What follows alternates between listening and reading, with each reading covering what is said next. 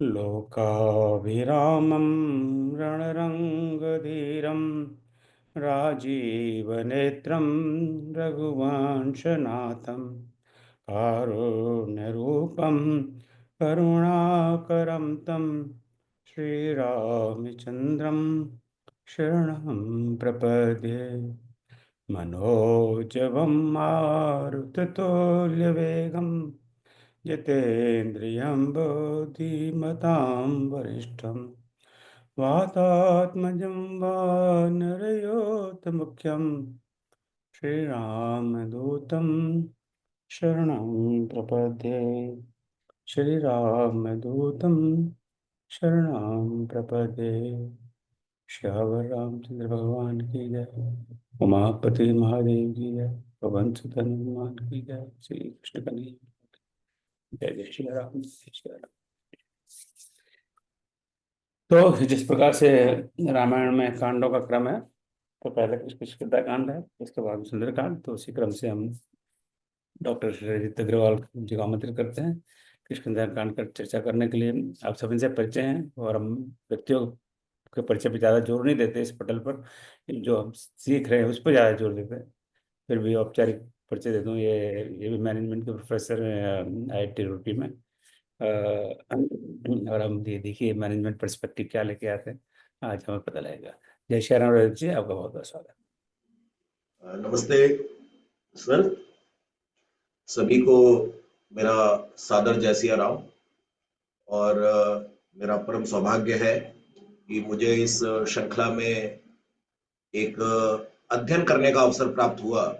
और चूंकि हम सभी लोग श्री रामचरितमानस को बार बार पढ़ चुके हैं, इस कार्यक्रम में भी अनेकानेक रूप से हम लोग उस पर चर्चा अध्ययन करते रहते हैं, लेकिन ये श्री वाल्मीकि रामायण के माध्यम से तुलनात्मक अध्ययन करने का जो लाभ मुझे प्राप्त हुआ है, वो मैं ही जानता हूँ कि कितना अधिक लाभ मुझे हुआ है। और उसका एक बहुत ही संक्षेपीकरण में मैं आप सबके सम्मुख जो मैंने इसमें सीखा पिछले दिनों में, वो अपनी बात में रखना चाहूँगा। तो सर, यदि आज्ञा हो तो मैं एक छोटा सा पीपीटी शेयर करना चाहता हूँ।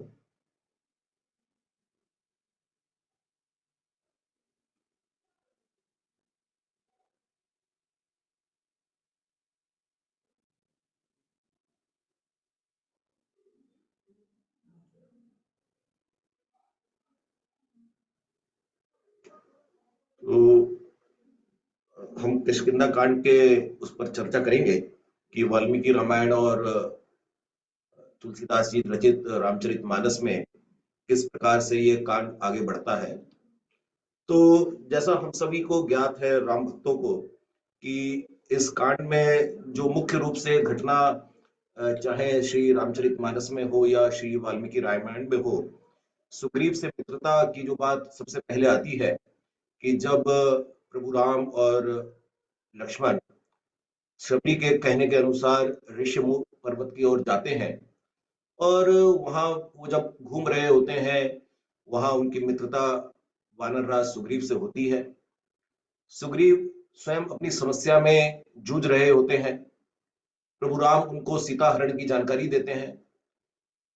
और ये बड़ा ही विस्मयकारी बात है कि जहां सुग्रीव बाली के द्वारा प्रताड़ित है, प्रभु राम शोक में व्यक्त हैं सीता के हरण से, लेकिन दोनों एक दूसरे की मदद का आश्वासन देते हैं। दोनों का अपना अपना कष्ट है, लेकिन दोनों एक दूसरे की मदद का वायदा करते हैं। पहले प्रभु राम बाली का वध करते हैं, और बाली के वध की जो कथा है वो भी किस प्रकार से उसका वध हुआ, उसमें अलग अलग प्रकार की कथानकों को जोड़ा गया है कि बाली का अंत होने पर किस प्रकार से तारा ने विलाप किया, तारा के विलाप को फिर प्रभु राम ने किस प्रकार से उसको सद्बुद्धि दी। उसके पश्चात सीता की खोज में हनुमान और सभी वानर राजों का बड़ा महत्व से वर्णन दिया गया है कि चारों दिशाओं में अलग अलग समूह में वानर समूह को भेजा गया, और प्रभु राम के परम भक्त हनुमान दक्षिण की दिशा में जाकर सीता माता की खोज का जिम्मा लेते हैं। वहां पर बहुत अनेकानेक प्रकार की हताशाएं भी होती हैं, और उसके पश्चात किस प्रकार से संपाति का वर्णन आता है, और वो समुद्र तट पर पहुंच जाते हैं कि जहां उनको अब लगता है कि वो सीता माता को खोजने के बिल्कुल नजदीक पहुंच जाते हैं। तो ये मोटे तौर पर किष्किंधा कांड में इन सब घटनाओं का वर्णन मिलता है। लेकिन बहुत ही आश्चर्य की बात हमें ये पता लगती है कि जब हम इन दोनों ग्रंथों को देखते हैं, तो जहां मानस में किष्किंधा कांड संभवतः सबसे छोटा कांड है, केवल 30 दोहे मानस में बाबा तुलसीदास ने इसमें लिखे हैं, लेकिन वाल्मीकि रामायण में किष्किंधा कांड बहुत ही विस्तार पूर्वक दिया गया है। 67 सर्ग इसमें दिए गए हैं, और 67 सर्गों में एक तरीके से जो सबसे बड़ा सर्ग है उसी में 130 श्लोक दिए गए हैं, और 47वां सर्ग मुझे ऐसा मिला जो कि सबसे छोटा सर्ग है इस कांड का वाल्मीकि रामायण में, जिसमें मात्र 14 श्लोक दिए गए हैं। मैंने जब इनका टोटल किया तो लगभग 2446 श्लोक वाल्मीकि जी ने इस कांड में लिखे हैं, और यदि मैं उनका एवरेज निकालूं तो लगभग प्रति सर्ग 37 श्लोकों की रचना इसमें की गई है। 130 श्लोक से लेकर 14 श्लोक तक के अलग अलग सर्ग इसमें बनाए गए हैं। तो तुलनात्मक दृष्टि से यदि मैं देखता हूं तो वाल्मीकि रामायण में किष्किंधा कांड को बहुत ही व्यापक दृष्टिकोण से दिया गया है। और एक और बड़ी चीज जो मुझे इसमें पढ़ने में मिली कि जहां बाबा तुलसीदास ने वाल्मीकि के इस किष्किंधा कांड में जो पूरा घटनाक्रम है बहुत संक्षेपीकरण में बताया गया है, जबकि रामायण में इसमें बहुत सारे अन्य तत्व भी हमको देखने को मिलते हैं।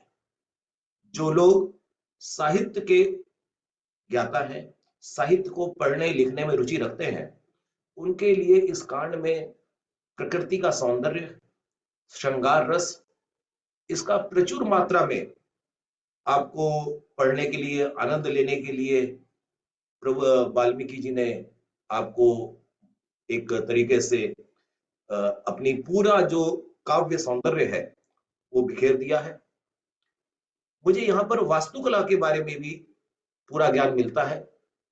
जब सुग्रीव का राज्याभिषेक कराकर प्रभु राम और लक्ष्मण जब वो इस प्रतिबद्धता से बंधे हुए हैं कि वो नगर में प्रवेश नहीं करेंगे, उन्होंने जहां अपना स्थान बनाया है उस स्थान में किस प्रकार से रहने का स्थान बनाया जाए, किस प्रकार से संध्या का स्थान बनाया जाए, किस प्रकार से अन्य कार्यों के लिए स्थान बनाया जाए, वो पूरा विस्तार में वर्णन दिया जाता है, जिससे मुझे लगता है कि इसमें वास्तुकला का भी बहुत अच्छा जिक्र किया गया है।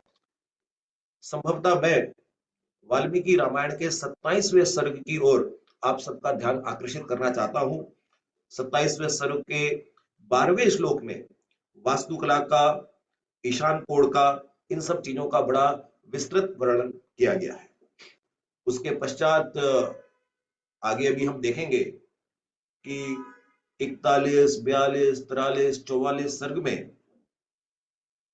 भूगोल का बहुत अच्छा, भारत के पूरे भूगोल का, दक्षिण में, पश्चिम में, उत्तर में, पूर्व में कौन से प्रमुख शहर हैं, कौन से प्रमुख नदियां हैं, कौन से प्रमुख पर्वत हैं, इनका भी बहुत अच्छा विस्तार में विवरण वाल्मीकि जी ने किया है। और नीति कला, स्ट्रेटेजी, अगर जो इसके बारे में मैं बात करूं तो वो भी बहुत अच्छी तरीके से वाल्मीकि जी ने अपने इस किष्किंधा कांड में बताया है। जिस समय सुग्रीव को राज्याभिषेक करा दिया गया है उस समय वर्षा काल प्रारंभ हो रहा है, चातुर्मास का समय आने वाला है। तो बताया गया है कि अब आक्रमण करने का सही समय नहीं है, थोड़ा समय बीत जाने देंगे, उसके बाद हम अपनी प्रक्रिया प्रारंभ करेंगे। और कहां कहां पर किस प्रकार से योजना बनानी है जिससे कि जो सीता माता को ढूंढने का काम है वो सही प्रकार से, प्रभावी प्रकार से किया जा सके।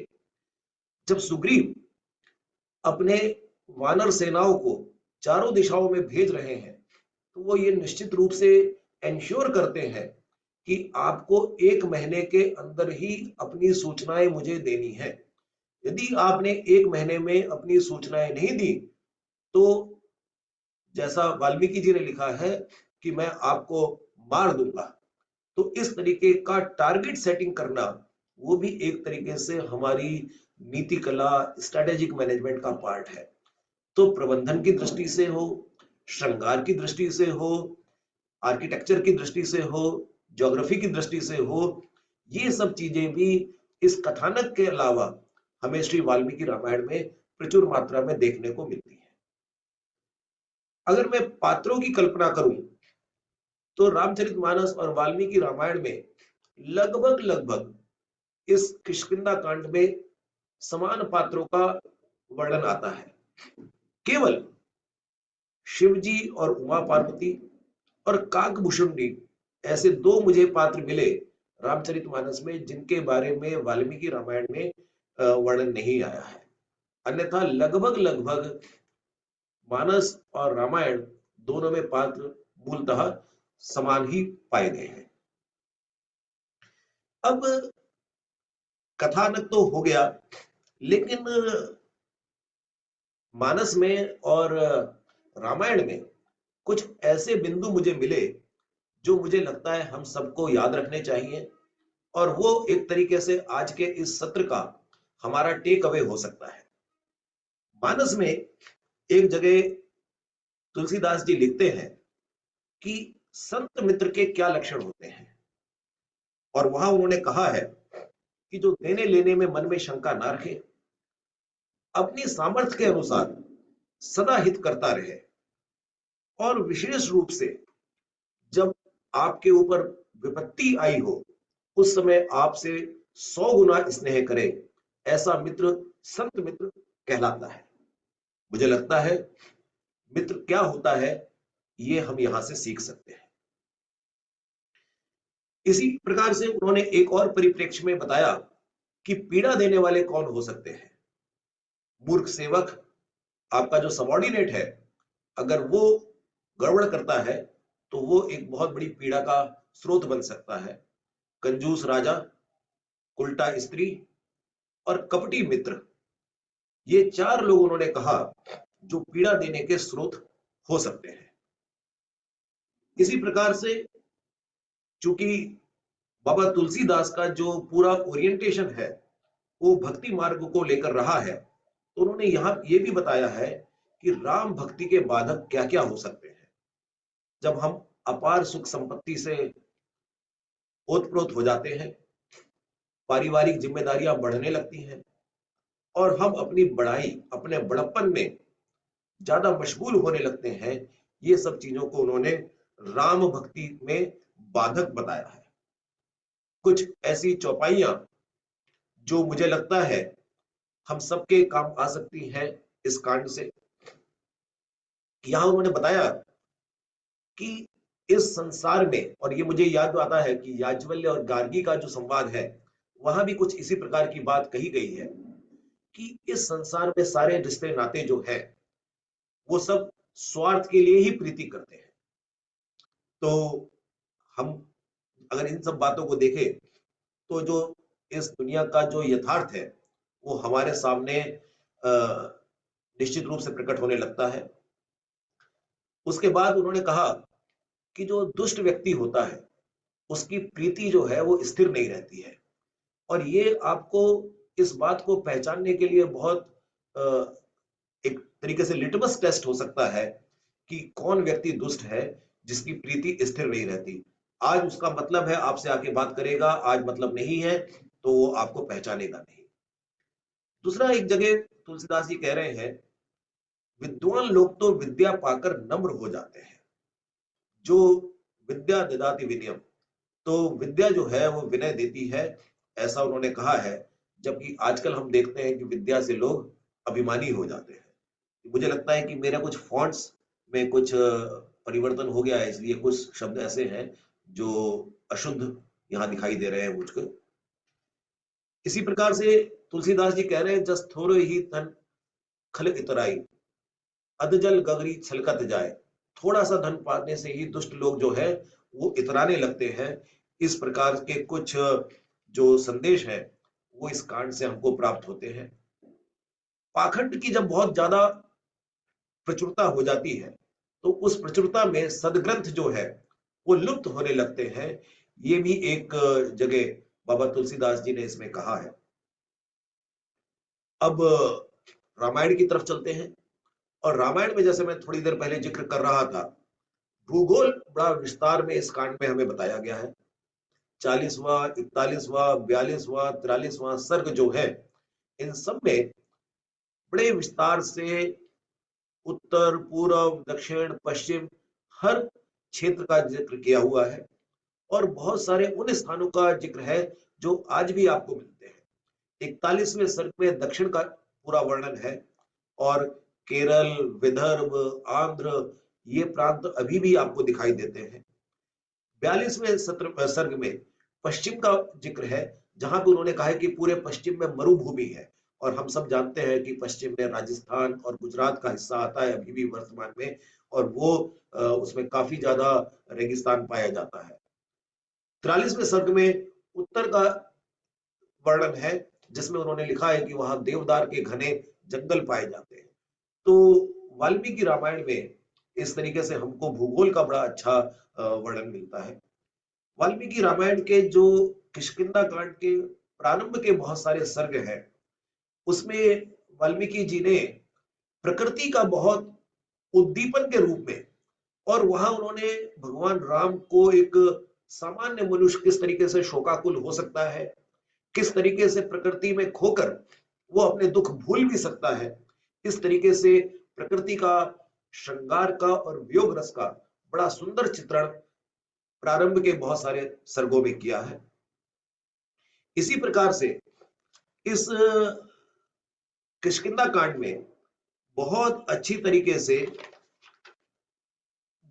54वें सर्ग में बुद्धि के गुण बताए गए हैं। बुद्धि का एक फॉर्मूला जिसको हम कह सकते हैं वो ये बताया है, और आज के समय में भी मॉडर्न एजुकेशन सिस्टम में भी हम इन्हीं चीजों को प्राप्त करने की कोशिश कर रहे हैं।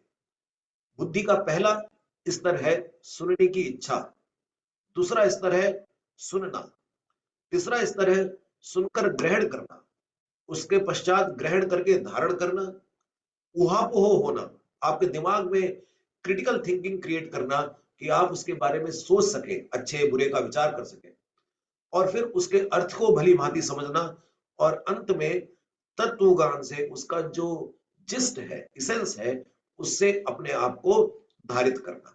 ये बुद्धि के गुण बताए हैं। तो एक से दूसरा, दूसरे से तीसरा, इस तरीके से करते करते हमें बुद्धि के अल्टीमेट स्तर पे, जहां पे हम तत्व ज्ञान से संपन्न हो सके, वहां पर हमें अपनी बुद्धि ले जानी चाहिए। इसी प्रकार से शत्रु को वश में करने के लिए भी दो तरीके की बातें वाल्मीकि जी ने कही हैं। साम दाम दंड भेद की योजना के माध्यम से भी हम शत्रु को वश में कर सकते हैं, और जिस नीति शास्त्र की बात मैं कर रहा था उसमें भी साम दाम दंड भेद का बड़ा अच्छा वर्णन आता है। इसी प्रकार से वाल्मीकि जी ने कहा है कि बाहुबल, मनोबल, उपाय बल और बंधु बल, आप चाहे तो फिजिकल ताकत से, मेंटल स्ट्रेस क्रिएट करके, कुछ नीति का उपाय करके, और कभी मित्रवत भाव से भी शत्रु को अपने बस में कर सकते हैं। तो इस प्रकार के जो नीति संबंधी हमको कुछ ज्ञान है, वो भी इस कार्ड से बाबा वाल्मीकि जी ने दिया है। इसी प्रकार से उन्होंने 14 गुणों के बारे में भी हमको बहुत अच्छी तरीके से इसमें विस्तार से बताया है, जिसमें देश काल का ज्ञान, दृढ़ता, सभी प्रकार के क्लेशों को सहन करने की क्षमता, सभी विषयों का ज्ञान प्राप्त करना, चतुरता, उत्साह, मंत्रणा को गुप्त रखना, परस्पर विरोधी बातें ना करना, शूरता, अपनी और शक्ति का और शत्रु की शक्ति का ज्ञान रखना, कृतज्ञता, शरणागत वत्सलता, अमर्षशीलता और अचंचलता, ये 14 गुणों का भी उन्होंने बहुत अच्छी प्रकार से हम सबको बताया है कि मनुष्य के अंदर ये 14 गुण होने चाहिए। इस प्रकार से मुझे ये लगता है कि जहां तुलसीदास जी ने इस कांड में कथानक को बड़ा संक्षेप में रखते हुए कथा को आगे बढ़ाया है, लेकिन वाल्मीकि जी ने कथा को आगे भी बढ़ाया है, कथा का भी पूरा मान रखा है, लेकिन साथ ही साथ बहुत सारी अन्य चीजों पर भी, जिससे जो एक ऐसा पाठक जिसको और अधिक जानने की जिज्ञासा है, जिसको सौंदर्य में भी आनंद आना है, जिसको कला का भी ज्ञान चाहिए, किसको भूगोल का भी ज्ञान चाहिए, उस पाठक के लिए भी इस कांड में पर्याप्त प्रचुर मात्रा में वो सारा का सारा ज्ञान दिया है, जिससे कि हमारा ज्ञान भी विस्तार हो और कथा का भी हम आनंद ले सके। तो इस प्रकार से मुझको ये लगता है कि तुलसीदास जी और वाल्मीकि रामायण जी, चूंकि उनकी दोनों की रचना में एक मूलभूत अंतर यही है कि जहां तुलसीदास जी भक्ति भाव से भगवान राम को भगवान के माध्यम के रूप में ही हमेशा देखना चाहते हैं, लेकिन यहाँ वाल्मीकि जी उनको एक प्रकार पराक्रमी क्षत्रिय राजा के रूप में प्रस्तुत करना चाहते हैं। उस तरीके का जो मूल अंतर है पूरे दोनों काव्यों में, वो यहाँ इस कांड में भी उसी प्रकार से दिखाई देता है। और इन सब बातों को समझते हुए मुझे ये दोनों कांड पढ़ने में बहुत आनंद आया, और मुझे ऐसा लगा कि दोनों की अपनी एक शैली है, और उस शैली का आनंद दोनों कांड को, दोनों ग्रंथों को पूरा पढ़ के बहुत अच्छी तरीके से लिया जा सकता है। आप सबने मुझे सुना, इस सब बात के लिए आप सभी राम भक्तों, ज्ञान उपासकों को मेरा सादर नमन, सादर वंदन। बहुत बहुत धन्यवाद।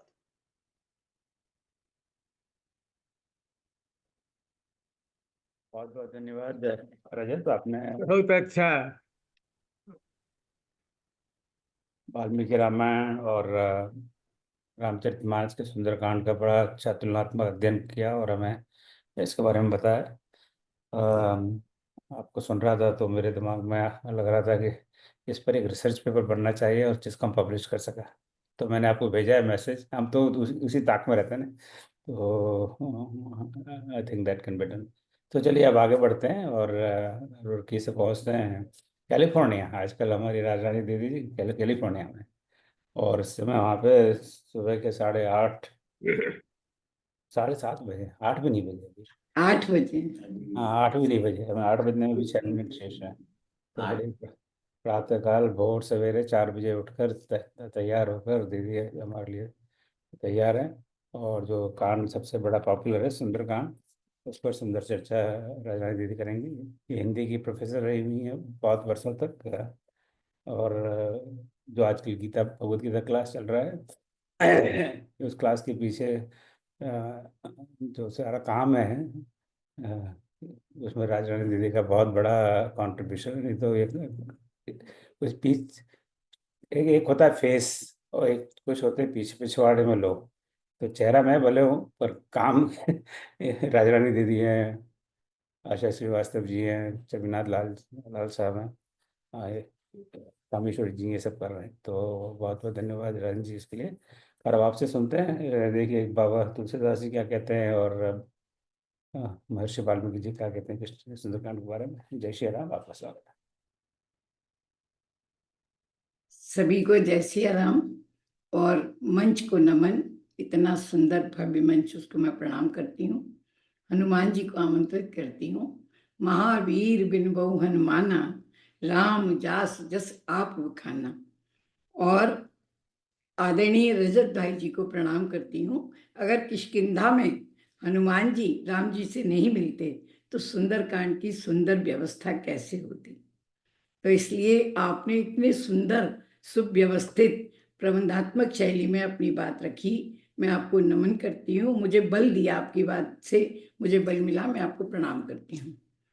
बहुत मुश्किल है मेरे लिए आज की बात करना, क्योंकि सुंदरकांड का जो रहस्य है वो बड़े बड़े संत महात्माओं से नहीं खुला, तो हम तो पामर प्राणी हैं, बड़ा ही मुश्किल है। अगर आदरणीय ओम जी की आज्ञा हो तो मैं एक छोटा सा प्रेजेंटेशन प्रस्तुत करती हूँ।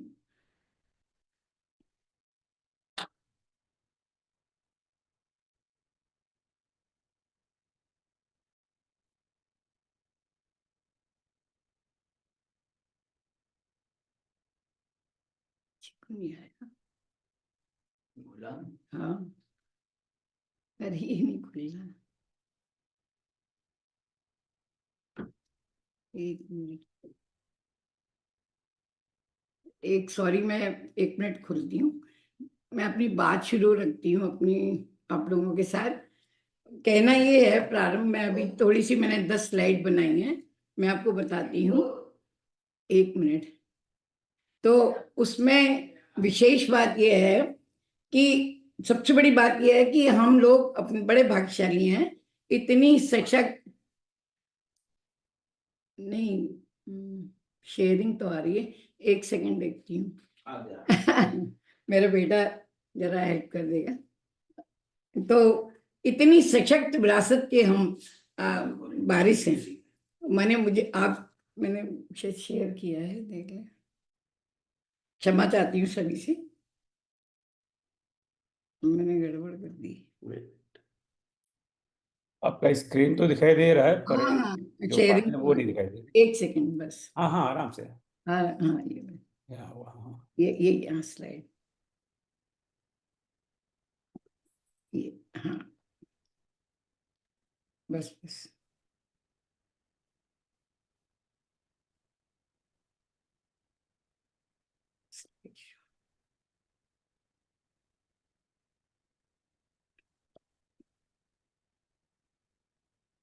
तो हम लोग इतनी भव्य विरासत के वारिस हैं, हाँ, कि अ, माने आप देखिए कि सदियों का सेतु है हमारे पास राम कथा का। कहाँ वाल्मीकि जो त्रेता युग में उन्होंने कथा कही, और कहाँ कलयुग में हमारे लोक मंगल के जो महात्मा हैं, जो कहना चाहिए लोक नायक हैं, तुलसी। इतने बड़े सेतु में राम कथा का ये गंगा सा पावन विस्तार हमें पढ़ने को, अध्ययन करने को मिलता है। ये अहोभाग्य है हमारा। और ये वही वाल्मीकि हैं जिनके लिए राम कहते हैं, राम स्वयं इनसे मिले हैं, और राम जी उनसे कहते हैं, श्री राम तुम त्रिकालदर्शी मुन ना था, विश्व बदर जिम तुम रेहा था। ये वही वाल्मीकि हैं जो विश्व को, माने त्रिकालदर्शी भी हैं और पूरे विश्व के ज्ञान रखते हैं। जैसा आदरणीय रजत भाई ने बताया कि कितना विविध शास्त्रों का उन्होंने वहां वर्णन किया है। ये वही वाल्मीकि हैं जिनके लिए तुलसी लिखते हैं कि कवीश्वर, जो विज्ञान विभु हैं, जो विज्ञान के बहुत बड़े केंद्र हैं, ऐसे वाल्मीकि जी हैं। और तुलसी तो हम जानते ही हैं, गोस्वामी तुलसीदास ने कैसे हमारे पूरे समाज को ऐसे संकट के समय ऐसा रत्न दिया, जब भारतीय मानसिकता बिल्कुल उदासी के माने जाल में जकड़ गई थी, तब तुलसी ने हमें ऐसा लोक मंगलकारी महाकाव्य दिया, जिससे हमारी पूरी संस्कृति को एक बल मिला और हमें शक्तिशील और सौंदर्य के एक नायक मिले। जो शक्तिशील और सौंदर्य की हमें आवश्यकता थी, ऐसे नायक के रूप में हमें श्री राम मिले। जहां वाल्मीकि के राम विग्रहवान धर्म, वो एक ऐसे नायक को हमारे सामने प्रस्तुत करते हैं जो आदर्श नर है, मर्यादा पुरुषोत्तम भी है। ये शब्द हमें तुलसी जी से प्राप्त हुआ। और वे कहते हैं नारद जी से, जैसे कि आपने भी सुना कि नारद से पूछते हैं कि कौन ऐसा मनुष्य है जिसमें सब गुण है। मैं उसी की कथा कहने का प्रयास करूंगा। वाल्मीकि जी कहते हैं, वाल्मीकि का जो काव्य है वो इतिहास है, और तुलसी का जो काव्य है वो सुनियोजित प्रबंध काव्य है। तुलसी के पहले 33 या 35 महाकाव्य लिखे जा चुके थे। वाल्मीकि जी को हम आदि कवि कहते हैं, और रामायण जो है वो प्रथम संस्कृत का प्रथम महाकाव्य है, संस्कृत का। और निश्चित रूप से ये पाणिनि के बाद की संस्कृत है, नहीं, पाणिनि के पूर्व की संस्कृत है। तो आप सोचिए, मैं एक छोटी सी भूमिका इसलिए रख रही हूँ कि वाल्मीकि जी के सामने कोई पूर्व नियोजित वो नहीं था, ग्रंथ नहीं है। और ये दिव्य प्रज्ञा वाले लोग हैं, इन्हें किसी पूर्व उसकी आवश्यकता नहीं है। इनको बिल्कुल जिसको हम कहते हैं कि सामने बदर जिम तिमरे आता कह दिया, ऐसा पढ़ते हैं कि ब्रह्मा जी ने भी उन्हें वरदान दिया था कि आपको सब कुछ स्पष्ट दिखाई देगा राम कथा का, और राम के समकालीन हैं। अभी तक ये माना, मैं काल के उसमें ना जाऊं तो, लेकिन हम ये देखते हैं कि दोनों के उद्देश्य में अंतर है। अपना अंतर रखने से पहले मैं केवल एक बात बताना चाहती हूँ। वाल्मीकि जी इतिहास बताना चाहते हैं जैसे घटा, और उस इतिहास को बताने की उनकी शैली अपनी इतनी अच्छी है, अनेक शास्त्रों को उसमें रखते हैं। और लेकिन तुलसी हमें एक लोक नायक देना चाहते हैं जिसके आदर्श को हम जीवन में उतार सकें। तो तुलसी ने इतने इतने इतने फिल्टर लगाए हैं कि क्या क्या उन्होंने छोड़ा है, लोभ संवरण किया है। तुलसी क्या नहीं लिख सकते थे, और उसका उन्होंने लोभ छोड़कर हमारे लिए इस तरह से लिखा है। एक उदाहरण मेरे मन में आया कि जैसे वाल्मीकि जी का जो काव्य है, महाकाव्य है, वो इस प्रकार से है कि अनेकानेक प्रकार के पुष्प उन्होंने हमारे लिए इकट्ठे कर दिए विविध शास्त्रों के, और उस पुष्पों का जो सौंदर्य है उसका हमें दृश्य भी और माने आंखों को भी, और उसकी सुगंध भी हमें देखने को मिलती है। वहाँ स्थूल है, अविदा है, और जहाँ तुलसी जब लिखते हैं तो ऐसा लगता है उन पुष्पों का इत्र उन्होंने हमें प्रस्तुत किया है। माने इतनी सूक्ष्म शैली में, इतनी सामासिक शैली में उन्होंने अपनी बात लिखी है। सुंदरकांड पे बात करना माने बहुत ही मेरे लिए आश्चर्य है मुझे कि एक अक्षर भी उसका नहीं आता, लेकिन मैं अपने मित्रों से क्या छुपाना कि अपने अज्ञान को बता देना सबसे बड़ा सौभाग्य होता है। तो मैं बताती हूँ कि पढ़ा नहीं है मैंने। तो इस तरह से अगर हम रचना काल की बात करें, जैसे कि रजत जी ने ये हमें फॉर्मेट दिया था, तो ये त्रेता युग मैंने बताया, और ये कलयुग में 1631 संवत में तुलसी ने ये प्रारंभ किया। विशेष रूप से जैसा कि आकार और प्रकार की बात हो रही थी, तो जो वाल्मीकि रामायण है, मैंने कहा कि इतना अधिक विस्तार है उसका, 68 सर्ग, जैसे कि किष्किंधा में रजत जी ने बताया कि 67 सर्ग थे, 67, यहाँ 68 सर्ग हैं।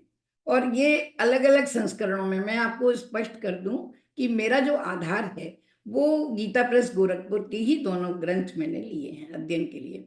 तो उसमें 68 सर्ग दिए हैं, लगभग 2900 श्लोक में विस्तृत वर्णन किया है सुंदरकांड का। और तुलनात्मक दृष्टि से देखा जाए तो रामायण के सुंदरकांड में जितनी कथा 33 दोहों में आती है, उतनी कथा तुलसीदास वो वाल्मीकि जी ने अपने सुंदरकांड में रखी है। और 5वें सोपान में, यानी तुलसी ने सुंदरकांड को मैंने अपने कांडों को सोपान कहा, और वाल्मीकि जी उनको कांड कहते हैं।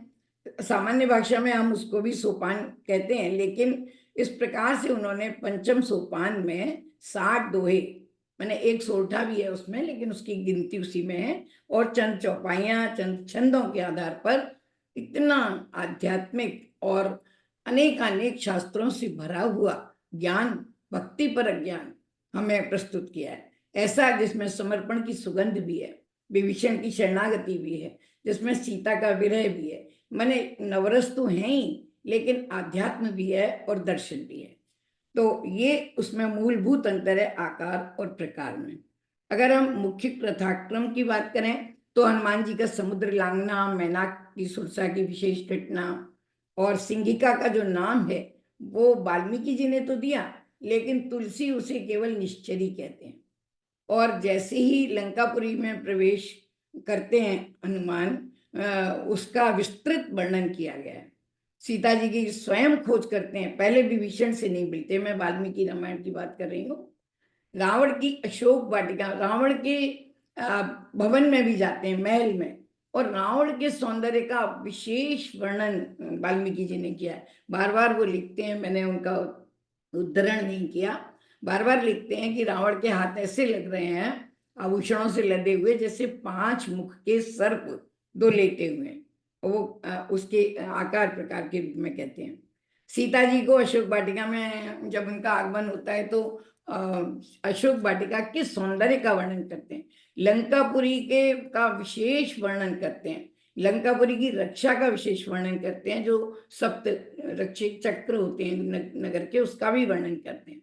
सीता जी से को अंगूठी देते हैं, वृक्ष से गिराते नहीं हैं वाल्मीकि रामायण में, और चूड़ामणि ले लेते हैं प्रथम भेंट में ही राम जी के लिए। सबसे बड़ी आश्चर्य की बात यह है कि अशोक वाटिका को एक और नाम से वाल्मीकि कहते हैं, प्रमदावन। तो प्रमदावन का विध्वंस भी वो दिखाते हैं, बहुत विस्तार से उन्होंने वो किया है। और श्री राम जी के पास आते हैं, सीता जी का समाचार सुनाते हैं। सीता जी बहुत आशंकाएं करती हैं ऐसा होगा, माने बहुत ही निराशा में डूबी हुई सीता का उन्होंने चित्रण किया है वाल्मीकि जी ने।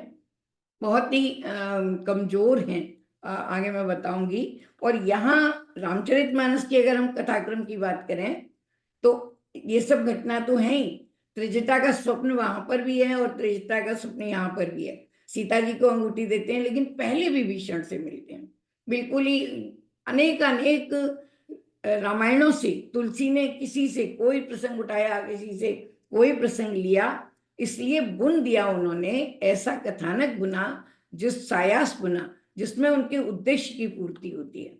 और जो विशेष अंतर है वो ये है कि लंका के सौंदर्य का वर्णन तुलसी भी करते हैं, लंका दहन का भी बहुत अच्छा वर्णन किया है, रावण के शौर्य का वर्णन, रावण के दरबार का वर्णन किया है कि किस तरह से सारे देवता वहां पर बंदी हैं, ये सब। लेकिन विशेष अंतर जो है विभीषण की शरणागति को लेकर, विभीषण शरणागति का प्रसंग देकर तुलसी ने सुंदरकांड की जो सुगंधी है उसको समर्पण, भक्ति, आध्यात्म से जोड़ दिया है। और राम की करुणा निधान का जो रूप है वो विभीषण की शरणागति, कितने उदार हैं राम कि जैसे ही विभीषण मिलते हैं, जो मित्र की चर्चा अभी वो करते हैं रजत जी ने की, वैसे ही विभीषण से मिलते ही उसको तिलक कर देते हैं, लंकेश कहकर बुलाते हैं। सब फोरग्राउंडेड है, सब पहले से ही सोचकर एक एक विशेषण उन्होंने प्रयोग किया। लंकेश कहते ही वो उसके सब दुख दारे मलिनता को हर लेते हैं, तिलक करते हैं। और सबसे अच्छी बात मुझे लगती है कि राम से सीखें हम कि जब कोई सामग्री नहीं मिलती, कुमकुम अक्षत नहीं होता, तो वो समुद्र के जल से अभिषेक कर देते। इतनी बड़ी जो उदात्तता है तुलसी ने अपने घटनाक्रम में पिरोई है। फिर प्रमुख कथानक में अंतर, सुंदरकांड में हनुमान जी, जो मैंने अभी बताया, विभीषण से नहीं मिलते, सीता जी का पता स्वयं लगाते हैं और स्पष्ट वार्तालाप करते हैं सीता जी से। सीता जी को देखकर पहले तो वो शंका करते हैं कि ये सीता है या नहीं है। विशेष बात यह है कि सीता जी भी हनुमान जी को माया वानर समझती हैं, इतनी डरी हुई हैं कि वो ये सोचती हैं कि कहीं ये रावण ने ही तो कोई रूप नहीं रख लिया, कहीं ये माया वानर तो नहीं है। और माने बारंबार शंका करती हैं। तब जब कथा सुनाते हैं हनुमान जी रामचरितमानस की ही तरह, तब उन्हें विश्वास होता है। एक बड़ी बात, और रामचरितमानस में जो सीता जी से वो अजर अमर होने का वरदान प्राप्त करते हैं, अंगूठी गिराते हैं, बहुत ही नाटकीय अंदाज में तुलसी ने ये बुना है कथानक कि जो बिल्कुल ही स्वाभाविक लगता है। मैं ये नहीं कह रही कि वाल्मीकि रामायण में स्वाभाविक नहीं लगता, लेकिन वर्णन का जो अंदाज है वो दोनों का अलग है। और सीता जी उन्हें पुत्र बना लेती हैं। इतनी सीता जी के दशा से हनुमान जी बहुत ही द्रवित हो जाते हैं, दोनों ही उसमें, वाल्मीकि रामायण में भी और रामचरितमानस में भी, और अजर अमर होने का वरदान प्राप्त करते हैं। एक अंतर विशेष ये है कि वाल्मीकि की सीता रावण के सामने सहमी, सकुची, मलिन वस्त्र में और कृशकाय बैठी, प्रमदावन का विध्वंस करते हैं, माने ये। लेकिन तुलसी की सीता रावण के सामने दृढ़ है, तिनके का सहारा दोनों लेती हैं। और जब माने रावण उनको डराता है तो सीता जी बहुत निराशा के गर्त में वाल्मीकि की सीता चली जाती हैं। इन सब बातों का वर्णन तुलसी ने सांकेतिक रूप से किया है, सशक्त शब्दावली में किया है, लेकिन सांकेतिक रूप से किया है। और विशेष बात यह है कि जो सीता जी को संदेश सुनाने के लिए जो उन्होंने कहा था, मैं बताऊंगी इसमें, कि उन्होंने विशेष ये कहा कि उन्होंने तो केवल ये कहा, करुणा निधान शब्द दे दिया, कि करुणा निधान एक कूट शब्द था जो सीता जी को ही पता था, और हनुमान जी उसी करुणा निधान को प्रयोग करके ये विश्वास दिलाते हैं कि मैं सचमुच राम का दूत हूं। लेकिन जब वाल्मीकि रामायण की बात आती है तो वाल्मीकि रामायण में इतना अद्भुत प्रयोग किया है वाल्मीकि जी ने कि राम के अंगांगों का वर्णन बहुत विस्तार से किया है। अन्य कवियों में हम देखते हैं कि और भी हम शास्त्रों में, काव्य शास्त्र में देखते हैं सौंदर्य के वर्णन में या तो जो गर्दन है उसकी 3 रेखाओं की बात करते हैं, या जो पेट है माने जिसको कहना चाहिए उदर है उसकी त्रिवली की बात करते हैं, 2-3 अंगों की बात करते हैं, नासिका लंबी हो इसकी बात करते हैं। लेकिन वाल्मीकि जी ने इतने विस्तार से राम के अंगांगों का वर्णन केवल ये विश्वास दिलाने के लिए सीता जी के सामने किया कि मैं राम को मिला हूं और राम जी को जानता हूं और मैं राम का दूत हूं। इतना सुंदर वर्णन है कि वो अपने आप में ही एक विषय है राम का, जब वो सौंदर्य वर्णन, और कैसे उन्होंने जो हमारा शारीरिक सौष्ठव राम का बताया है, कैसे नायकत्व तो उसमें छलका है, कैसे हनुमान जी का जो सानिध्य है राम के साथ गहराई वो भी छलकी है, वो बहुत आश्चर्य की बात है। ये विशेष बात वाल्मीकि रामायण की है। अन्य मैं और भी विस्तार बताऊंगी। और जैसे कि हमें पात्रों की चर्चा अगर करनी है तो मुख्य पात्र हनुमान जी हैं। सुंदरकांड हनुमान जी की कथा है दोनों ही ग्रंथों में, चाहे वो वाल्मीकि रामायण हो या रामचरितमानस हो। तो मंदोदरी, त्रिजटा, ये मेघनाथ, अक्षकुमार, प्रहस्त आदि अनेक गौण पात्र हैं। और यहाँ रामचरितमानस में विभीषण शरणागति है, समुद्र के साथ राम का वार्तालाप है, और विभीषण शरणागति से पहले जो राक्षसों की बातें हैं वो है। हर चीज को उन्होंने संक्षेप में, तो पात्र तो जो शिव पार्वती संवाद है वो यहाँ पर भी है। लेकिन एक बात ये है, जैसे सुंदरकांड में विशेष बल है, तो मैं ये बताना चाहती हूँ आप लोगों से जो मुझे अनुभव हुआ कि तुलसी ने एक स्पेस दिया है दर्शकों को, पाठकों को, कि आप जैसे उन्होंने कहा कि जिम अमोघ रघुपत कर बाना एही भांत चले हनुमाना, एक लाइन में। लेकिन वाल्मीकि रामायण में केवल मैं अगर घटनाओं की बात करूं तो वाल्मीकि रामायण में 5 सर्ग में हनुमान जी लंका प्रस्थान की तैयारी करते हैं, और वो जो महेंद्रगिरी पर्वत का सौंदर्य उन्होंने वर्णन किया है, अद्भुत सौंदर्य, जिस भूगोल की रजत भाई अभी बात कर रहे थे, वो वहां महेंद्रगिरी पर्वत पर बताया उन्होंने। तो 5 सर्गों में वो वर्णन करते हैं, और किस तरह से जो भव्यता है राम कथा की वो हमें वाल्मीकि रामायण को पढ़कर रोमांचित कर देती है। हनुमान जी कहते हैं कि मैं समुद्र और आकाश को एक साथ भी जाऊंगा। वाल्मीकि के हनुमान आत्मविश्वास से भरे हुए हैं, क्योंकि वानरों का जो भय था वो उन्हें दूर करना था। और तुलसी के हनुमान विनीत हैं, दास हैं, शौर्य के हिमालय हैं वो भी, लेकिन वो विनम्र हैं तुलसी के हनुमान। और यहाँ विनम्रता के साथ जो हमारी दृढ़ता है, आत्मविश्वास है, वो दी है। वो कहते हैं एक स्थान पर तो वाल्मीकि जी के हनुमान कहते हैं कि मैं समुद्र पार करते समय वैसा रूप धारण कर लूंगा जैसे कि भगवान विष्णु ने वामन अवतार में 3 पग में पृथ्वी को नापते हुए किया, ऐसा तक कहते हैं। बहुत वर्णन करते हैं, और सौंदर्य का वर्णन, कैसे वृक्ष हैं, कैसी वनस्पति है महेंद्रगिरी पर्वत पर, कैसे फूल हनुमान जी के उड़ने से झरते हैं, कैसा उनका सौंदर्य हो जाता है, अद्भुत वो 5 सर्ग हैं। पहले ही सर्ग में 213 श्लोक हैं, पहले ही सर्ग में कितने विस्तार से वर्णन किया होगा आप और हम सोच सकते हैं। फिर 6 से 15 तक 9 सर्गों में हनुमान जी का लंका प्रवेश और सीता जी की खोज है, और 16 से 30 15 सर्गों में हनुमान जी व रावण की सेना के बीच युद्ध है। अगर मैं यहाँ हनुमान जी दोनों के हनुमान की तुलना करूं कि पात्र हैं, पात्रों की तुलना है, किस तरह से उन्होंने अपने पात्र को प्रस्तुत किया है, और सॉरी किस तरह वाल्मीकि जी ने प्रस्तुत किया है।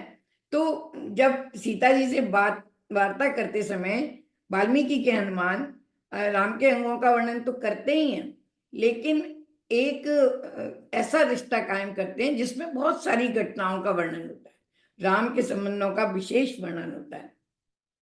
वाल्मीकि हनुमानपुरी की संरचना का विशेष आनंद लेते हैं और न केवल सैन्य शक्ति, सैन्य संगठन रावण का वो बहुत बारीकी से देखते हैं और नायक के शारीरिक और मानसिक गुणों के ज्ञाता हैं और अन्य शास्त्रों के साथ व्याकरण के प्रकांड पंडित। महावीर माने कवि पुंगव हैं जिन्होंने प्रमदावन के विध्वंस में, वहां तो केवल रामचरितमानस में जो समाज शैली है, तुलसी कहते हैं परत्युवार कटक संघारा, माने युद्ध तो बड़ा भीषण उन्होंने दिखाया है अशोक वाटिका में, जो विध्वंस के बाद रावण की सेना के साथ हुआ, अक्षय कुमार का वध एक केवल दिखाया है। और जब वो आता है मेघनाद आता है तो उसके ब्रह्मास्त्र में वो बंध जाते हैं।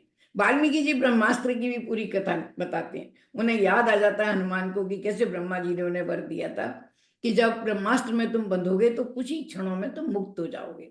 एक बड़ी अच्छी युक्ति बताते हैं कि ब्रह्मास्त्र पर कोई और जो अस्त्र है अगर चला दिया जाए, बंधन कर दिया जाए, तो वो नहीं होता, वो ब्रह्मास्त्र का असर खत्म हो जाता है। ब्रह्मास्त्र जब मेघनाद हनुमान जी के ऊपर प्रयोग करता है तो वानर शोक, वो वानर नहीं सॉरी राक्षस शोक में और भी बंधनों से हनुमान जी को बांध देते हैं। तो ब्रह्मास्त्र का असर, ऐसा वाल्मीकि जी ने लिखा है, कम हो जाता है। और हनुमान जी तुलसी ने केवल परत्युवार कटक संघारा एक अर्धाली लिखी है, लेकिन वाल्मीकि जी इसमें इतने विस्तार से कहते हैं, वो ना केवल मैंने अक्षय कुमार को का वध करते हैं हनुमान जी, बहुत ही शौर्य दिखाया है, जल थल और आकाश, जल में नहीं सॉरी, थल और आकाश दोनों में युद्ध करते हैं और जम्बूमाली के प्रहस्त पुत्र जम्बूमाली का वध करते हैं। ना केवल इसका, रावण के 5 सेनापतियों और रावण पुत्र मंत्री पुत्रों का 7 मंत्री पुत्रों का वध करते हैं और अक्षय कुमार का तो करते ही हैं। तो इतना भीषण युद्ध दिखाया है। और प्रत्युत्पन्न मति, और यदि हम तुलसी के हनुमान जी को देखें तो वो समय के नियोजन के उत्कृष्टतम उदाहरण है। वो एक भी ना तो शब्द व्यर्थ करते हैं, ना एक क्षण व्यर्थ करते हैं। उन्हें त्वरा है कि मैं काम करके तुरंत राम जी के पास जाऊं, इसके लिए उनकी संरचना उन्होंने इस प्रकार से करी है।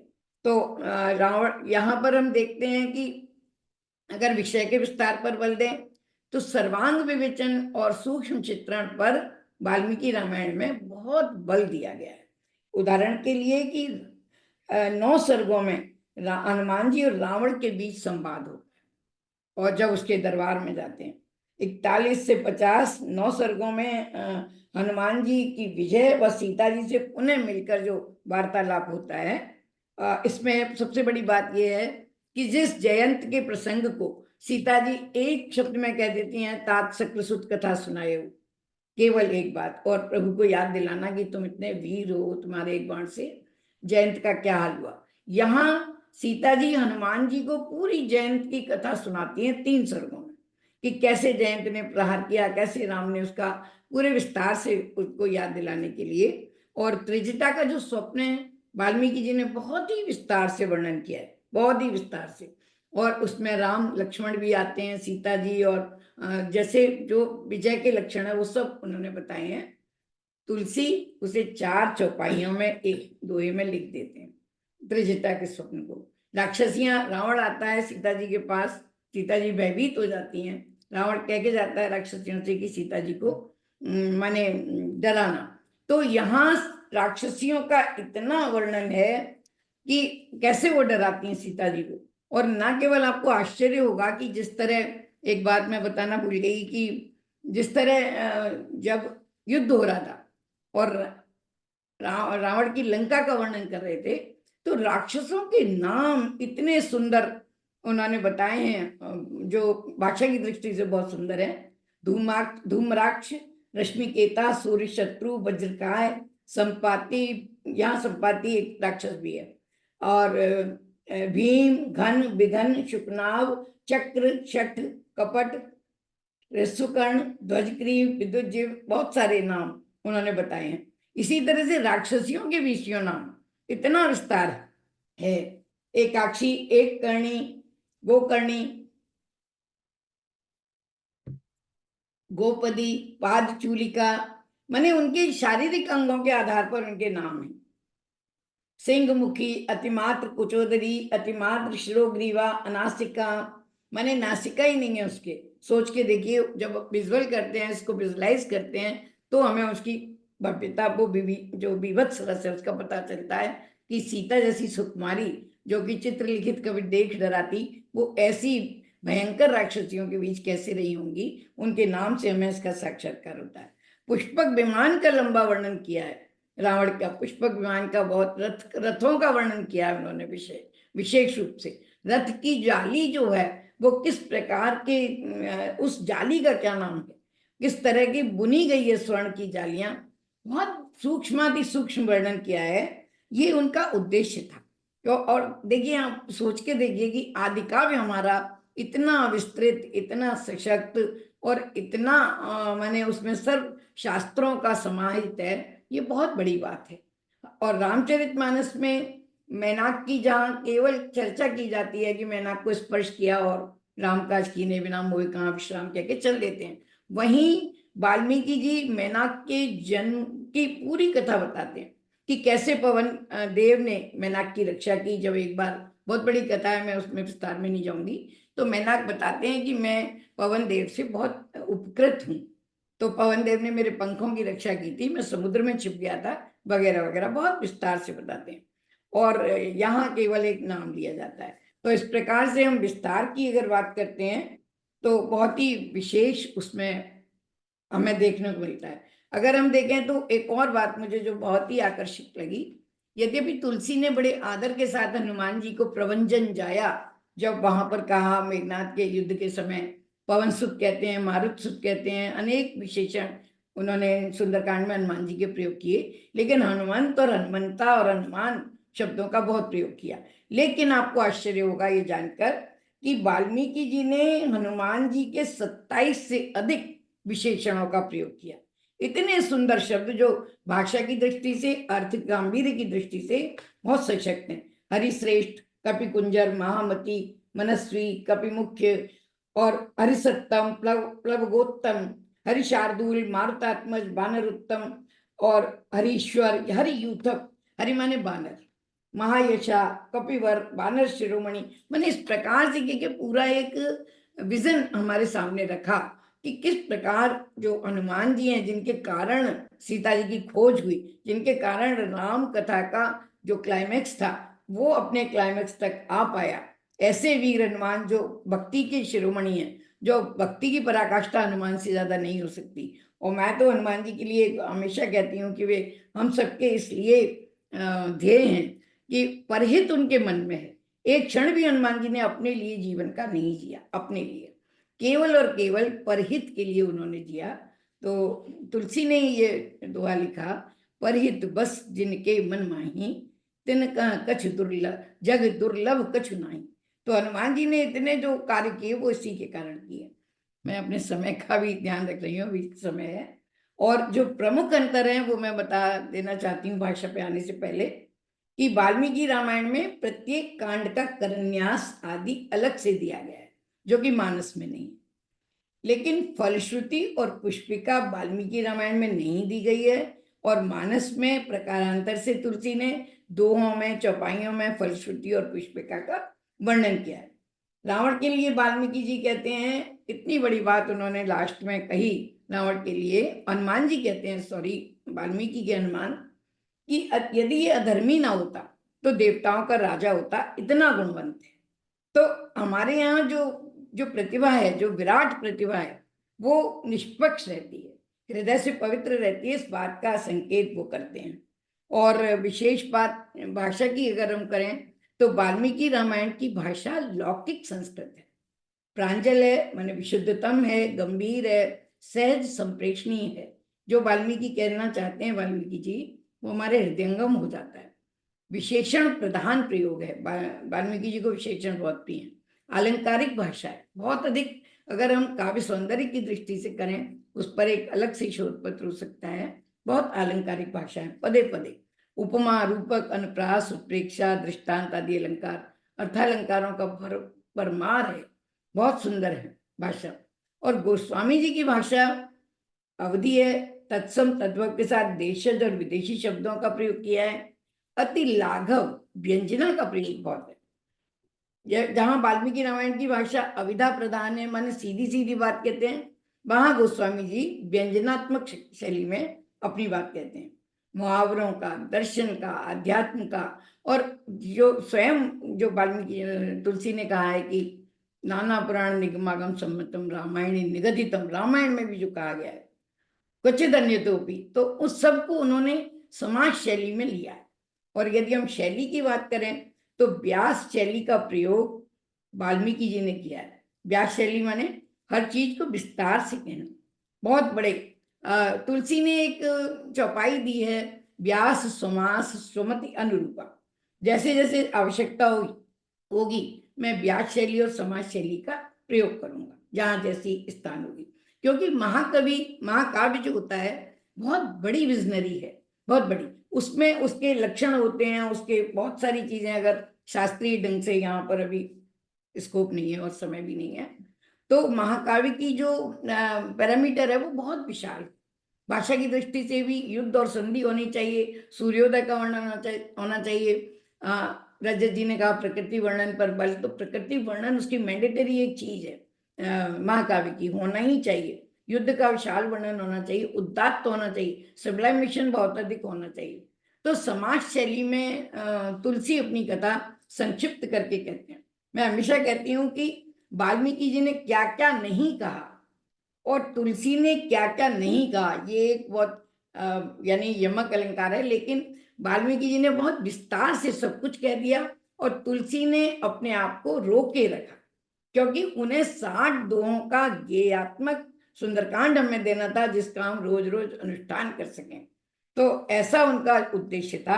इसके लिए उन्होंने सारी व्यवस्था अपने, वो हनुमान जी के बारे में बहुत लिख सकते थे, ये सारी अंतर कथाएं उन्होंने पढ़ी, अपने पूर्ववर्ती 35 महाकाव्य जो लिखे गए वो उन्होंने पढ़े।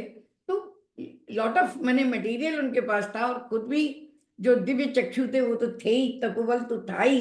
तुलसी संस्कृत में भी इतना बड़ा काव्य हमें दे सकते थे, लेकिन तुलसीदास जी ने लोक नायक राम को प्रस्तुत करने के लिए ऐसा लोक काव्य में दिया, लोक मंगलकारी काव्य दिया। और यदि रस की बात करें तो सीता जी की खोज में करुण रस है वाल्मीकि रामायण में, और यही मैंने उसमें भी है, वियोग श्रृंगार रस भी है। जब हनुमान जी राम का संदेश सुनाते हैं, हनुमान शौर्य में वीर, लंकापुरी वर्णन में, प्रकृति चित्रण में अद्भुत रस है, और युद्ध में भी वत्स रस तो है ही। इसी प्रकार से जो रामचरितमानस है उसमें प्रधान भक्ति रस, उज्ज्वल रस, समर्पण का रस, और समर्पण का रस तो मैं कह रही हूँ नवरस में ये नहीं है। और हनुमान जी के शौर्य में भी रस वहां पर भी है। सीता जी के वर्णन में एक ही बात वो कहते हैं, सीता के अति विपत्ति विशाला, बिनहि कहे बल दीन दयाला, और राम के अश्रु आ जाते हैं, इतना करुण रस है। तो कांड दोनों ही महाकवियों के ये कांड है, करुण रस से ओतप्रोत हैं, वीर रस से ओतप्रोत हैं, अद्भुत रस से ओतप्रोत हैं। कौन सा रस? महाकवि की विशेषता होती है, जहां जिस रस की आवश्यकता है प्रभु कृपा से वो वही रस बुन देते हैं। और प्रकृति चित्रण पर्वत का, जैसे मैंने कहा महेंद्रगिरी पर्वत का, लंका के पर्वतों का विशेष वर्णन, लंकापुरी का बहुत सुंदर वर्णन किया है, वाटिकाओं का, लंका के बाग तड़ागों का तुलसी ने भी बहुत अधिक वर्णन किया है। और तुलसीदास जी ने यहाँ प्रकृति चित्रण को मेन ना रखते हुए मनुष्य की प्रकृति, राक्षसों की प्रकृति, हनुमान जी की प्रकृति, सीता की प्रकृति, उस स्वभाव वर्णन में अपना पूरा, और राम की उदारता की प्रकृति, जो विभीषण शरणागति का प्रसंग है वो मेरे ख्याल से विश्व रामायण में अद्भुत है। रामायण अनेकानेक प्रकार की हजारों लिखी गई, लेकिन इतना सुंदर शरणागति का प्रसंग कि आप बिना रोए बिना उसको ना पढ़ सकें, बहुत सुंदर है समर्पण का। तो इस प्रकार से बहुत माने अंतर है उन दोनों में। एक और बात मैं यहाँ आपसे बस अंत में साझा करना चाहूंगी, समय भी हो गया, कि तुलसी स्वयं लिखते हैं कि जो कवीश्वर हैं उनका बार बार आशीर्वाद लेते हैं, जो वाल्मीकि जी ने कहा उसको वो मानते हैं। और एक हमारे यहाँ कवि हुए हैं भक्ति काल में, नाभादास, और नाभादास की भक्तमाल है, 108 कवियों का वर्णन है, जीवन चरित्र। तुलसी उसमें सुमेरु पर आते हैं। तो तुलसी का वर्णन करते हुए एक पहली पंक्ति नाभादास ने लिखी, जो मैं आपके लिए लाई हूं, कलि कटिल कुटिल जीव निस्तार हित वाल्मीकि तुलसी भय। ये बहुत सूत्रात्मक है कि कहीं कोई परंपरा खंडित नहीं है। वाल्मीकि जी के युग अलग है, युग सत्य अलग है, युग की वर्णन की आवश्यकताएं अलग हैं। तुलसी के युग के वर्णन की आवश्यकताएं अलग हैं। तुलसी ने अपने युगानुरूप आवश्यकताओं को, अकबर के समय में तुलसी हुए हैं, ज्यादा कहने की आवश्यकता नहीं, जो राजनीतिक सामाजिक सांस्कृतिक परिस्थितियां थी बिल्कुल अलग हैं।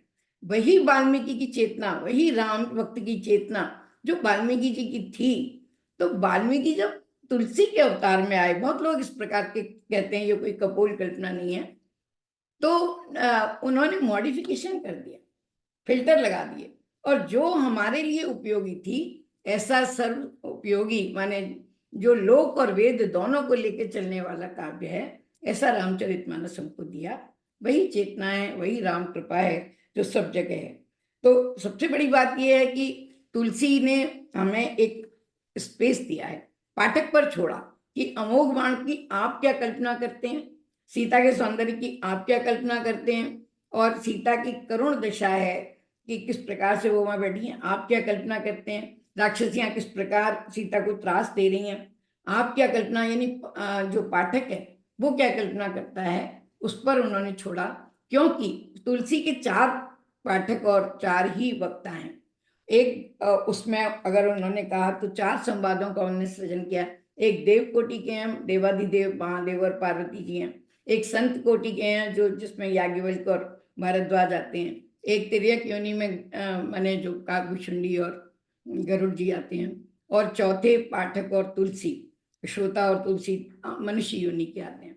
तो सबका अपना स्पेस अलग है, जिसका जितना माने जिसका जितना आंचल था उतनी ही सौगात मिली। जितना हमारा पर्सपेक्टिव होगा, पहले से हमारी तैयारी होगी, उतना ही हम शब्दों को ग्रहण कर पाएंगे। इस आधार पर तुलसी ने समाज शैली में रामचरितमानस में दी, और अद्भुत दी। बेनी कवि की भी बातें हैं, बहुत सारी बातें हैं, लेकिन मैं एक बात और उसमें रह गई, बहुत सारे अंतर रह गए, बहुत सारी बातें कहना छूट गया, लेकिन उसमें एक बात और रह गई कि जो वाल्मीकि जी हैं, उन्होंने बिडाल वत हनुमान जी को बताया है, मुझे दिख गया अपने नोट्स में, और तुलसी उन्हें मशक समान। और मशक का कितने भी कल्पना आप कर सकते हैं। तो इन दोनों महाकवियों के ऋण से हमारी पीढ़ियां, हमारी संस्कृति कभी उऋण नहीं हो सकती। ये राम कथा के जो मुक्ता इन्होंने फैलाए हैं हमारे समाज में, ये हमारे लिए जीवन दर्शन है। और ना केवल इनमें आध्यात्म है, बल्कि जैसा रजत भाई भी बता रहे थे, नीति, दर्शन, काव्य शास्त्र भी है, भक्ति भी है, और जितने भी जो हमारे वास्तुकला है, सौंदर्य शास्त्र है, एक एक शास्त्र का यहाँ पर उल्लेख है। क्या ही हमारी अल्प बुद्धि उनका वर्णन करेगी। मैं प्रणाम करती हूँ दोनों ही महाकवियों को, बारंबार इनको हम स्वाध्याय करते रहें, और बारंबार ओम जी को प्रणाम कि वो ऐसी प्रेरणा देते हैं, संकल्प पुरुष हैं। संकल्प वो लेते हैं और हम सब उसकी सिद्धि में अपना आहुति देते हैं, थोड़ी थोड़ी आहुति हम भी देते हैं, और उनकी संकल्प इतना दृढ़ होता है कि हम लोग भी उसमें जुट जाते हैं। और हमें स्वाध्याय की प्रेरणा देने वाले ऐसे ओम जी को मैं प्रणाम करती हूँ। इस मंच को प्रणाम। मैं तो क्या ही बता पाई, ना मुझे आता है, टेक्निकली भी नहीं आता, तो मैं प्रणाम करती हूँ, और आपने मुझे सुना इसके लिए बहुत बहुत आभार।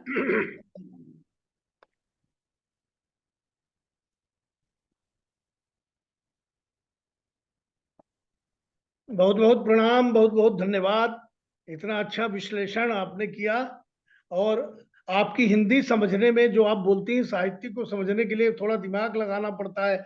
जैसे आपने बोला मणिकांचन संयोग, काव्यात्मक शैली, क्या विशेषणाधिक्य, तो ये समझने के लिए थोड़ा आप बहन जी को आमंत्रित करोगे तो वो बहन जी के स्टाइल में ही बोलेगी, शिक्षिका रही हूँ। वो साहित्यिक हिंदी सुनने को मिलती है तो बहुत मन आनंदित हो जाता है। एक शंका, ये जिज्ञासा है, आपने ये सुंदरकांड में, विशेष बल में, वाल्मीकि रामायण में हनुमानपुरी की संरचना, ये कहाँ क्या है? ये हनुमानपुरी बनाया क्या? क्या हुआ? सॉरी, मैं गलती लिख गई होंगी, मैं क्षमा चाहती हूँ। हनुमान जी ने जो लंकापुरी का वर्णन किया है, और लंकापुरी की सप्तविधि रक्षा का वर्णन किया है, 7 प्रकार से जो चक्र होते हैं, तुलसी ने भी कहा है गजबाज कच्चर निकर पच्चर रथ बरुतन कोगने, तो ये उनका रक्षा तंत्र था। और यही वर्णन वाल्मीकि जी ने भी किया है।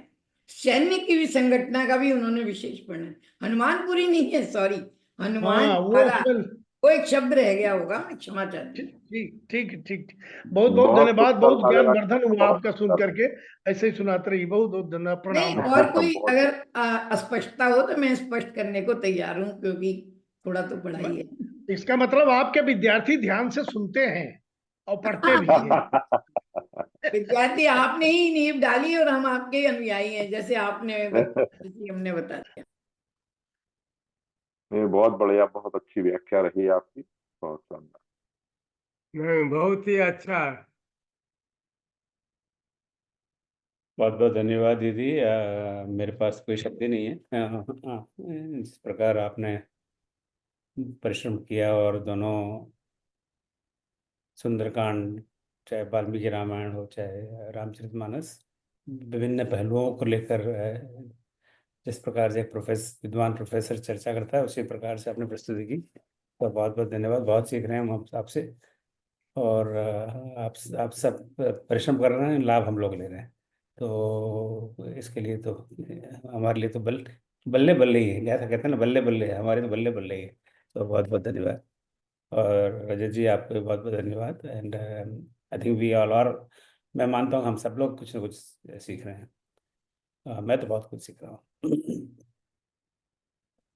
किसी जमाने में 2.5-3 साल 4 साल पहले मैंने वाल्मीकि रामायण पढ़ना शुरू किया था, तो मैं तो अयोध्या खंड में आके ही अटक गया, वहां से आगे बढ़ा ही नहीं। तो अब आपसे सुनने को मिल रहा है। तो ये 24,000 श्लोक का महान ग्रंथ है। और अब भाषा तो आप देख ही रहे हैं, जो बात द्विवेदी जी ने की, मुझे तो द्विवेदी जी की भाषा समझ में नहीं आई, राजा रानी जी की भाषा मैं कहाँ से समझूंगा। तो भाषा तो क्लिष्ट है ही। हम जिन जिन लोगों के पास साहित्यिक बैकग्राउंड नहीं है, हिंदी की बैकग्राउंड नहीं है, संस्कृत की बैकग्राउंड नहीं है, पर आप लोग सरल बना के हम बता रहे हैं, तो ये बड़े आनंद की बात है। सो इसी लालच में हम थोड़ा सा ये प्रयास कर रहे हैं कि इसी इतनी मोटी 24,000 श्लोक की रामायण को कुछ थोड़ा सा संक्षिप्त उसका कुछ उसमें से श्लोक चुन लिए जाएं, ताकि एक संक्षिप्त रामचरित्र वाल्मीकि रामायण बन सके। रामायण तो वाल्मीकि की है, ताकि हम सब लोग उसको समझ सकें, कम समय में पढ़ सकें, और उसका सरल से सरल हिंदी में अनुवाद हो, ताकि मेरे जैसे लोगों को भी कुछ थोड़ा बहुत पल्ले पड़ जाए। तो अगले सप्ताह इस विषय पर हमारी एक मीटिंग होगी, और देखें क्या निर्णय निकलता है। आपका कोई और प्रश्न रजत जी के लिए या राजना जी के लिए? मणिकांचन का कहें तो मैं बता देती हूँ। हाँ ये जी। तो प्रयोग है कि जहाँ जैसे सोने में मणि जड़ दी जाती है, वो सुंदरता उत्पन्न करती है। तो ये हम प्रयोग करते हैं कि बहुत संक्षेप में कहने के लिए। मैं प्रणाम करती हूँ। अब हमने देखिए ना कि राजा रानी जी को भी अब पावर पॉइंट के मार्ग पे चढ़ा दिया, तो राइट। तो धीमे धीमे टेक्नोलॉजी का भी प्रयोग हो रहा है, और काफ़ी हमें, नहीं तो इतने बड़े क्लिष्ट शब्द सुनने में फिर समझ में नहीं आएंगे। थोड़ा और पावर पॉइंट से हाँ एक शब्द क्या दिख रहा है, तो उसे थोड़ी सरलता तो हो जाती है। और कोई प्रश्न है इन विद्वानों के लिए, राजा जी के लिए, राजा जी के लिए? चलिए, कोई प्रश्न नहीं तो अगले सप्ताह फिर हम मिलेंगे। अगले सप्ताह लंका में प्रवेश करेंगे। अब इतनी सारी रामायण हो गई, पर जो जिस जिस जिस यदा यदा ये धर्मस्य ग्लानिर्भवति भारत, तो धर्म धर्म की तो ग्लानि हो रही है, पर उसका निराकरण भी नहीं हुआ। तो इसके लंका में प्रवेश करना पड़ेगा। तो लंका में प्रवेश करने के लिए मलिक जी हमारे पास हैं, उनका नाम ही राम है।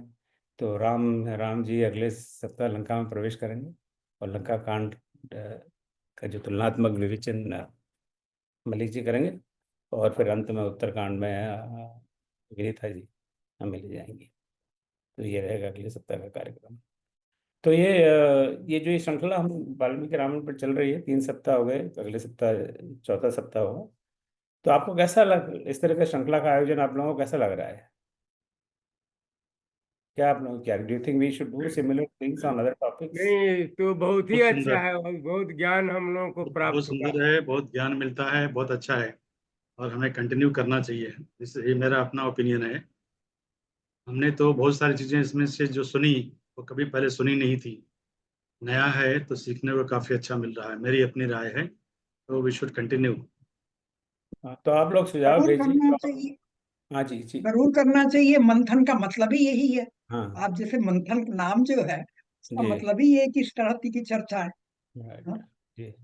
तो इसी प्रकार के कोई और टॉपिक्स वगैरह का आप सजेशन दीजिए कि अगला कौन सा हम विषय लें, जिस पर हम लोग चर्चा कर सकें, ताकि किसी विषय पर ऐसे 3-4 सप्ताह चर्चा हो तो हमें ज्ञान प्राप्त हो, जानकारी प्राप्त हो, और हमारे जो इतने महान बड़े बड़े ग्रंथ हैं, शास्त्र हैं, उनके बारे में हम थोड़ा बहुत जान पाए। तो आज के वक्ताओं के लिए तालियां हो जाएं फिर से। चलिए, बहुत बहुत धन्यवाद। बिल्कुल एकदम इतना लंबा चौड़ा टाइम जोन है इस समय कैलिफोर्निया और इंडिया में, 13.5 घंटे का टाइम डिफरेंस है। सो यहाँ सुबह हो रही है और हम लोग जागने की कोशिश कर रहे हैं, और रज जी अब बोले अब तो कब मैं सोऊं, मुझे नींद आ रही है, अरे रात के इतना देर हो गई। तो हमने पूरा विश्व कवर कर लिया है, राइट। किसी जमाने में कहते हैं अंग्रेजों का, सारे अंग्रेजों के राज्य में सन सूर्य नहीं डूबता है। मैं समझता हूँ रामचरित के राज्य में ना सूर्य डूबता है ना चंद्र डूबता है, हमेशा ही रहे, सब हमेशा ही प्रस्तुत है। देखिए ना, कैलिफोर्निया से लेके वहाँ तक। और हवाई के लोग तो वैसे ही, उनको इस चीज़ों में इंटरेस्ट नहीं है, वो तो वैसे ही सोते रहते हैं, तो उनसे हमें क्या मतलब। चलिए, यहाँ से मजा की थोड़ी बात होगी। सो बहुत बहुत धन्यवाद। मेरे लिए कोई सुझाव आपका, कोई ओपिनियन आपकी, मेरे लिए कोई प्रश्न? आपको पता है मैं प्रश्न का उत्तर देता ही नहीं हूँ, तो प्रश्न पूछने से क्या फायदा। कई कई मास्टर ऐसे होते हैं, उनसे प्रश्न पूछो। हमारे मुरारजी भाई प्राइम मिनिस्टर थे, उनसे जब प्रश्न पूछा जाता था तो वो जर्नलिस्ट को प्रश्न के सामने प्रश्न नहीं करते थे, तो उन्होंने प्रश्न पूछना बंद कर दिया। तो आप लोग इसीलिए प्रश्न नहीं पूछते, क्या फायदा, कोई जो उत्तर दे देगा नहीं। चलिए, जय श्री राम। ओम सर्वेषां स्वस्तिर्भवतु, सर्वेषां शान्तिर्भवतु, सर्वेषां पूर्णं भवतु, सर्वेषां मङ्गलं भवतु। ॐ सर्वे भवन्तु सुखिनः, सर्वे सन्तु निरामयाः, सर्वे भद्राणि पश्यन्तु, मा कश्चित् दुःखभाग् भवेत्। ॐ असतो मा सद्गमय, तमसो मा ज्योतिर्गमय, मृत्योर्मामृतं गमय। ॐ शान्तिः शान्तिः शान्तिः। जय श्री